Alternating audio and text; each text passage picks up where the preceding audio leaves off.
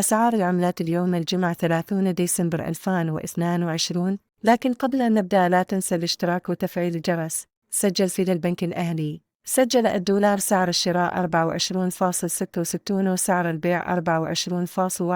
وسجل اليورو سعر الشراء 26.16 وسعر البيع 26.36. وسجل الجنيه الاسترليني سعر الشراء 29.62 وسعر البيع 29.84. وسجل الريال السعودي سعر الشراء 6.55 وسعر البيع 6.57. وسجل الدرهم الإماراتي سعر الشراء 6.71 وسعر البيع 6.72.